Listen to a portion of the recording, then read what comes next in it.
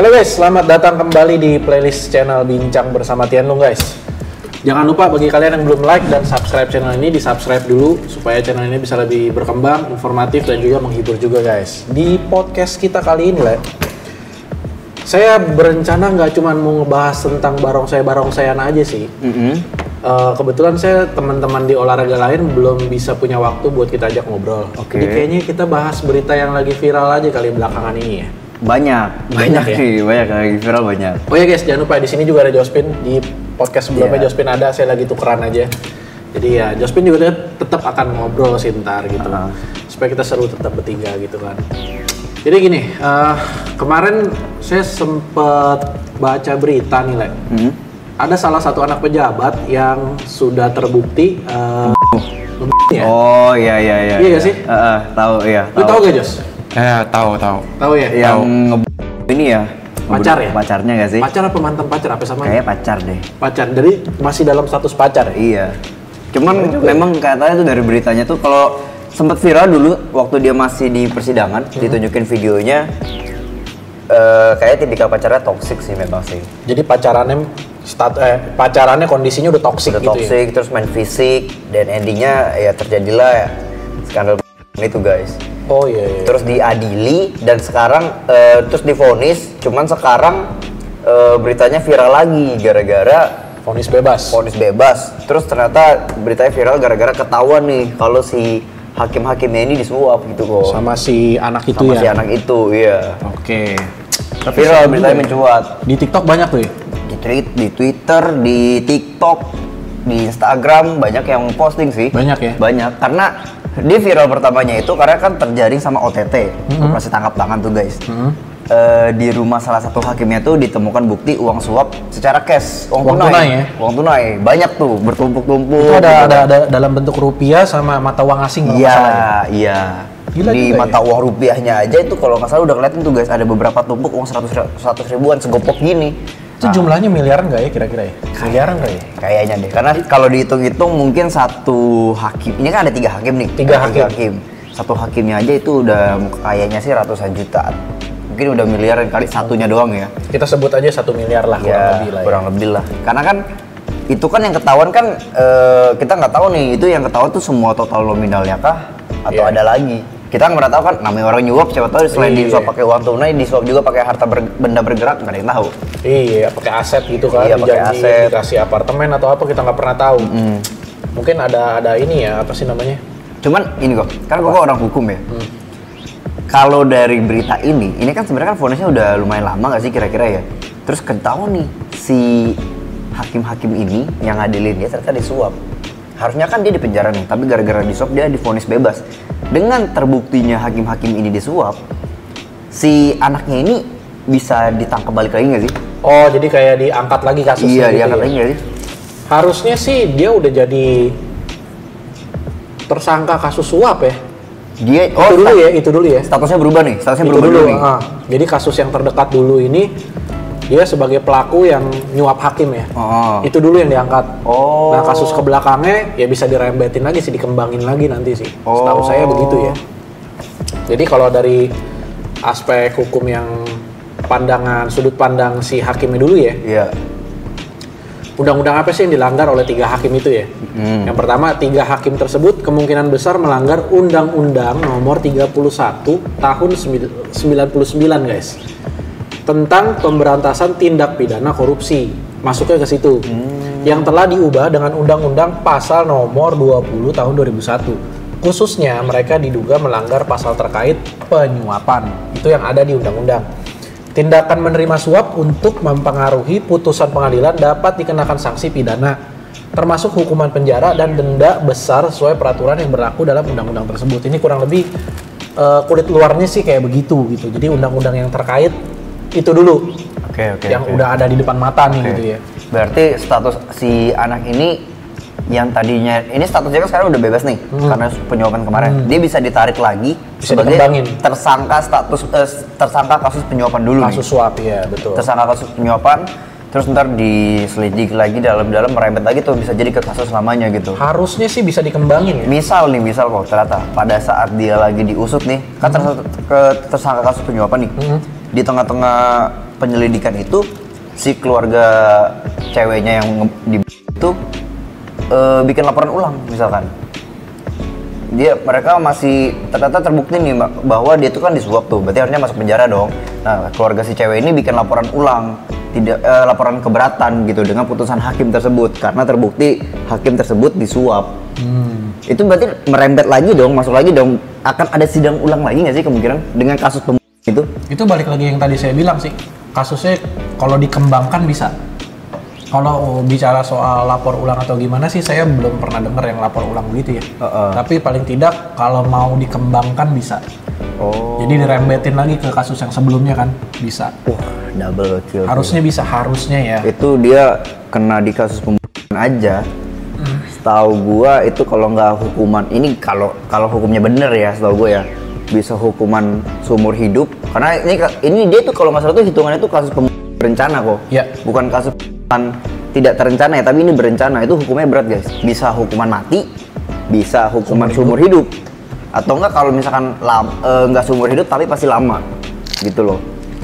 Harusnya ya kayak ini kok, kayak kasusnya si Jessica Wongso itu dia ya kita nggak tahu lah ya dia bener ngebunuh enggak, cuma sekarang dia udah bebas. Itu aja berapa tahun tuh, itu dipotong karena perilaku baik dia kan.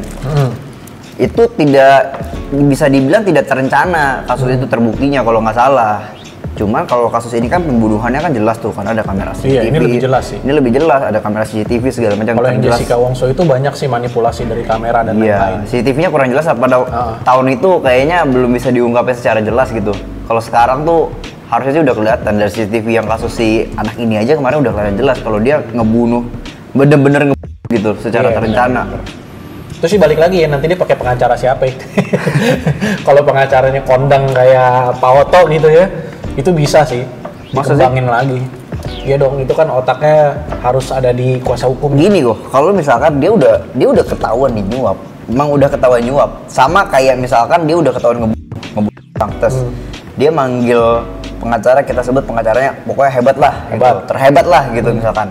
Berarti kan si pengacara adu bukti dong di pengadilan, keberatan. Iya dong, ajuin bukti segala macam.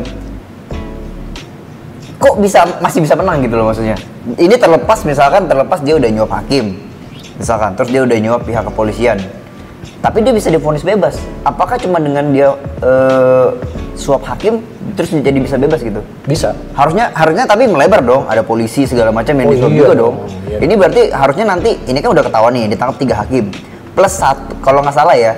Ada 1 lagi yang ditangkap itu 1, kita bilangnya kalau nggak sekretaris atau apalah bagian dari hakim itu juga. Jadi ada 1 cewek juga ditangkap tuh di OTT itu. Kalau nggak salah tuh dia itu penasehat lah, penasehat si hakim itu juga kena tangkap. Berarti ada kemungkinan dong di pihak kepolisian lagi nanti ada yang kena sama beberapa pihak lainnya.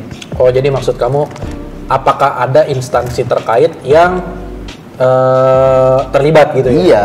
Harusnya saya kurang tahu ya, saya kurang tahu itu instansi-instansi seperti itu apakah ada. Tapi mungkin kalau oknum mungkin ada. Kalau oknum mungkin ada, kita nggak pernah tahu ya, karena kalau yang namanya kue itu kan biasanya harus dibagi-bagi. Kamu paham lah gitu, kue kan harus dibagi-bagi supaya mulus. Iya, karena kalau pemikiran saya sih, dia mau sewa pengacara sehebat apapun, kalau dia istilahnya terbukti bersalah, di mata hakim pasti salah dong. Harusnya. Cuman kan, ya oke lah yang nentuin pilihannya si hakim nih, 3 orang hakim ini. Cuman gimana caranya dia memuluskan ini dong? Iya. Ada dari instansi lainnya lagi dong. Ada dukungannya lagi iya dari dong. Instansi lain. Kalau nggak bisa langsung begitu aja plek ketiplek gitu. Iya. Pasti ada lagi. Kalau misalkan ada yang nggak kebagian kan pasti ujung-ujungnya ngembangin dong, enak aja gitu kan. Ini kalau dugaan Koko nih, ini kan dia udah divonis bebas sama hakim. Artinya hakim sudah menjalankan tugasnya dong. Udah dibayar nih, ini udah disuap, terus udah dikasih vonis bebas, udah kelar dong. Kok bisa ini tiba-tiba terjadi OTT kok? Kalau menurut dugaan Koko kenapa? Apakah ada yang cepu? Ataukah tiba-tiba ada yang ngebongkar, kok bisa tiba-tiba kasus ini udah ketok palu vonis bebas tapi bisa terjadi OTT gitu? Sebenarnya sih ada beberapa faktor kalau dari sudut pandang saya ya pribadi ya, ada beberapa faktor. Saya nggak berani nuduh dan tidak nuduh juga, saya disclaimer juga, saya tidak menyangkut pautkan dengan instansi apapun. Tapi paling tidak kalau hal-hal yang kayak beginian ada beberapa faktor ya. Faktor pertama ada yang nggak kebagian kue. Kita nggak pernah tahu.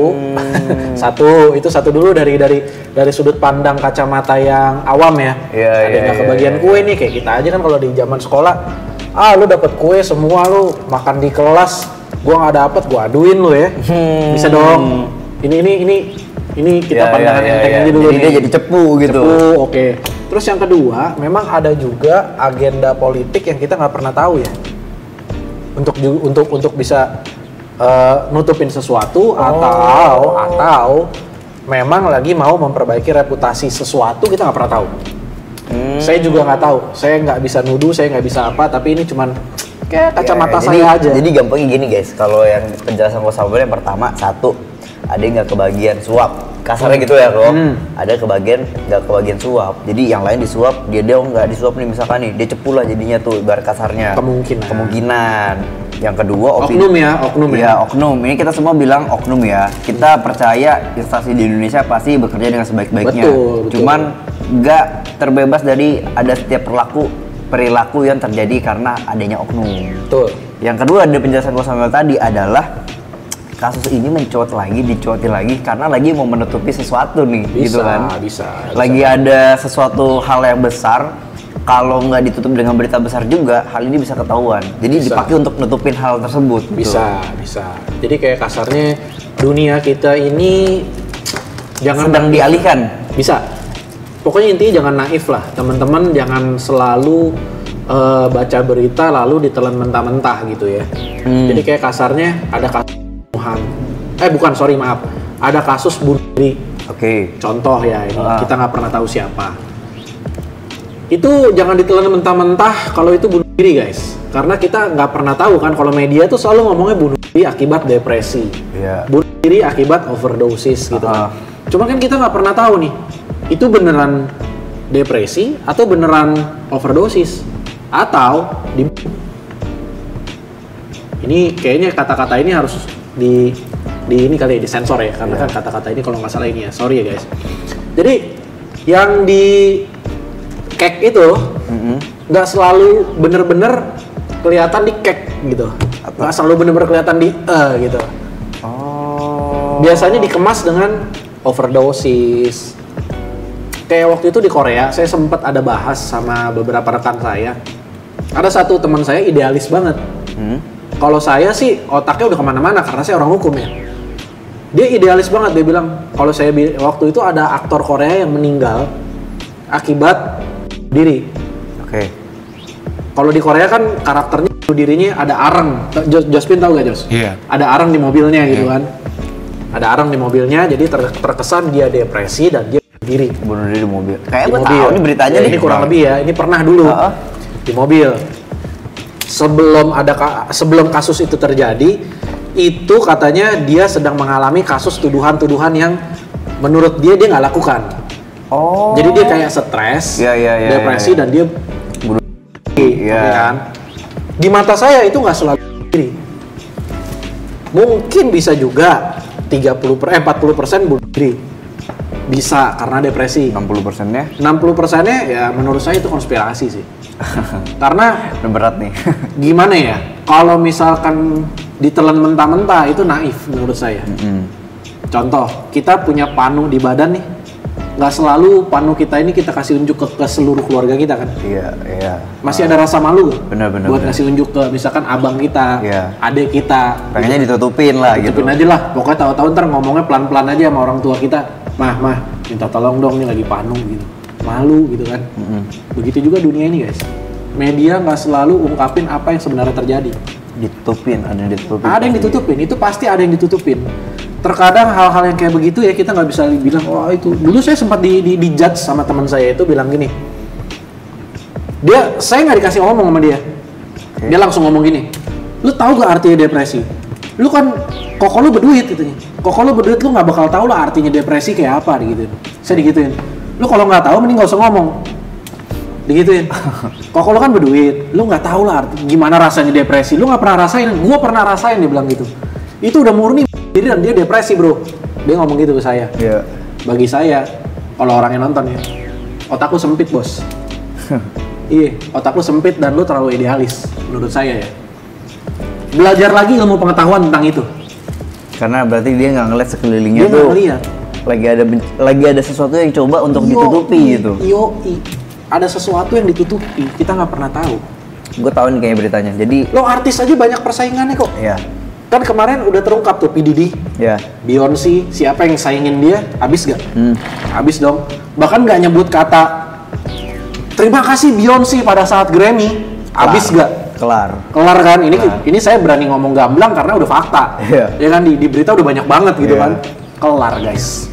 Bahkan Taylor Swift sebenarnya itu diselamatin sama si Jay-Z kan. Iya. Supaya dia nggak di A gitu kan sama si siapa nggak tahu lah. Di dunia banyak lah. Iya. Ya itulah maksud saya. Balik lagi kok, berarti dengan mencuatnya lagi kasus pembunuhan ini dibikin OTT, selain karena ada pihak yang kemungkinan oknum tidak terbagi kuenya, ada juga kemungkinan ini lagi ada sesuatu yang mau ditutupin nih. Betul.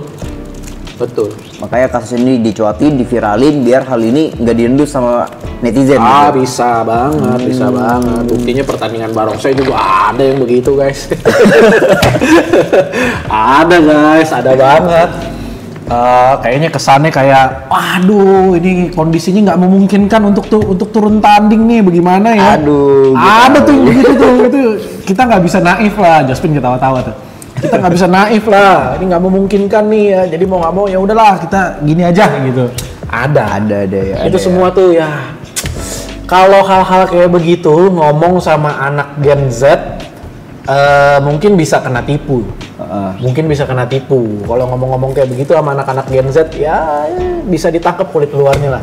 Tapi kalau sama orang-orang yang udah berpengalaman di dunia itu, apalagi 20 tahun lebih, ya kita cuma ketawa-tawa aja lah. Udah tahu maksudnya ya? Udah tahu maksudnya. Sometimes tuh nggak ada lah orang yang bisa apa ya, kasarnya ya kalah tapi nyantai-nyantai aja gitu. Apalagi gitu ya? Apalagi dia megang gelar ya? Nah, megang gelar udah gitu itu kategori terbaiknya gitu kan. Tapi ya inilah kita guys. Segala sesuatunya itu kita back to track ya. Karena kita orang olahraga, meskipun kita juga bahasnya beginian, tapi balik lagi itu semua ada bicara tentang politik, iya, konspirasi, dan itu semua memang ada mirip semua. Mirip gitu. Jospin dia main dari tadi nih. Lu dengerin nggak Jos? Itu apa soal berita itu Jos? Iya sempet tadi sih, bentar doang dengerin. Bentar doang ya. Jadi ya gini guys, saya sedikit kasih info. 3 hakim itu ditangkap pada 23 Oktober 2024. Kemarin ya? Ya. 3 hakim pengadilan negeri Surabaya memvonis bebas Ronald Tanur. Nama jadi anaknya tuh. Ya, Ronald Tanur ini yang divonis bebas oleh 3 hakim itu. Dan singkat cerita, 3 hakim itu ternyata terlibat kasus suap dan OTT ya. Dan OTT kurang lebih begitu. Dan nama 3 hakim tersebut saya sebut aja ya karena memang di berita juga udah banyak gitu. Nama 3 hakim itu adalah Erin Tuah Damanik, Mangapul, dan Heru Hanindyo. Satu lagi kan katanya katamu apa yang asisten atau sekretaris? Iya, ada asisten. Ada lagi ya satu lagi ya. Mungkin teman-teman kalau tahu silahkan ketik komentar aja. Jumlah suap yang diterima oleh 3 hakim terkait kasus Ronald Tanur itu mencapai miliaran rupiah guys. Termasuk pecahan mata uang asing seperti dolar Singapura dan dolar Amerika.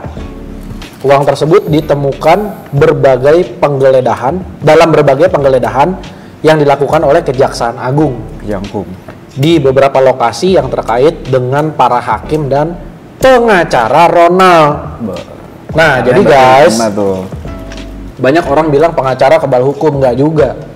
Jadi kalau misalkan kliennya kena tangkap, pengacaranya nggak bisa kena tangkap, nggak juga. Tergantung ininya, kronologisnya kayak apa. Kalau modelnya kayak begini, ya kasus suap, ya ujung-ujungan yang melakukan itu kan ya kuasa hukumnya juga. Saya rasa kuasa hukumnya juga kemarin kalau nggak salah diseret juga ya. Kayaknya sih. Dijadi minimal yang pertama jadi saksi dulu, terus kita nggak pernah tahu statusnya nanti jadi tersangka atau gimana. Tapi harusnya jadi tersangka nggak sih? Harusnya sih menurut saya. Karena kan berarti secara tidak langsung dia terlibat dong. Iya, dia melakukan mungkin. Iya. Gitu kan. Mungkin ya dari klien dia. Dari kliennya minta, Pak coba dong. Iya. Kan? Pak coba nih bagi-bagi biar lancar aja gitu. Berapa? Berani berapa? Nah, itu ya terserah dia lah iya, soal gituan. By the way, disclaimer dulu ya, dari tadi saya megangin plastik ini. Karena memang belum ada sponsor masuk. Kalau ada sponsor masuk, saya pegangnya pakai kaleng. Ada brandnya enggak? Ada brandnya gitu. Atau minimal gelas, ada logo gitu Gelas ya. lah gitu kan. ya mana tahu ya, mana tahu. Oke guys, paling nggak panjang-panjang. Ini juga udah cukup panjang soalnya. Iya. Terima kasih bagi teman-teman yang udah nonton sampai akhir. Bagi kalian yang memberikan kesimpulan, ketik di kolom komentar. Kesimpulan dari Leo terakhir, kira-kira ada pesan apa gak buat teman-teman tentang kasus ini?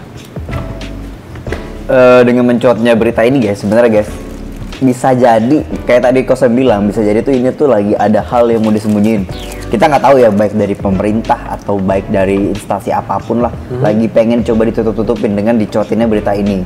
Jadi sebenarnya bukan tugas kita juga untuk mengawal kasus ini sampai selesai. Toh udah terjadi OTT, udah terjadi operasi tangkap tangan gitu. Berarti memang akan diadili kan. Kita sebagai netizen Indonesia yang baik, coba kita berfokus lagi kepada hal-hal yang kayaknya lebih penting untuk kita giring gitu loh. Jangan sampai opini kita tergiring ke kasus-kasus receh, padahal sebenarnya di belakang tuh lagi ada yang lebih besar. Ada hal yang lebih besar, tapi fokus kita teralihkan gitu gara-gara ini. Coba dilihat lagi guys, kira-kira apa itu? Kurang lebih begitu. Jadi yang dimaksud dengan Leo ini, kita jangan naif dan jangan telan berita mentah-mentah. Coba lihat lagi di balik itu ada apa lagi yang lebih besar gitu, kurang lebih. Kalau dari saya pandangannya yang pertama, segala sesuatu dimulai dari hal kecil. Contoh kalian memiliki hubungan yang toksik dan dari situ berkembang menjadi tindak kriminal, tindak pidana, kekerasan dan lain-lain.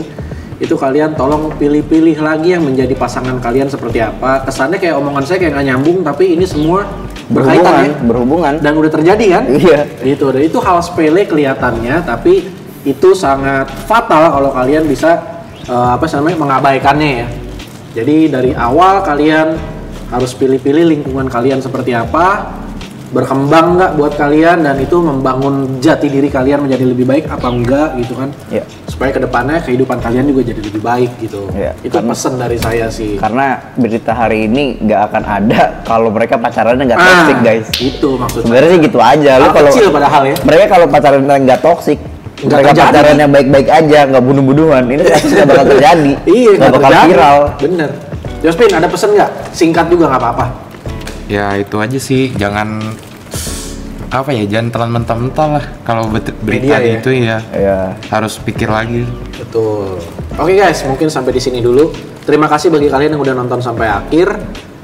Tadi saya lupa memperkenalkan diri, saya Samuel Gunawan dan ini saya Leo, dan di belakang saya ada Jospin, di belakang kamera ada Jospin seperti saya di podcast sebelumnya. Dan terima kasih bagi kalian yang udah nonton sampai akhir. Jangan lupa like dan subscribe channel ini supaya channel ini bisa lebih berkembang, informatif dan tentunya lebih edukatif lagi. See you in the next video and bye.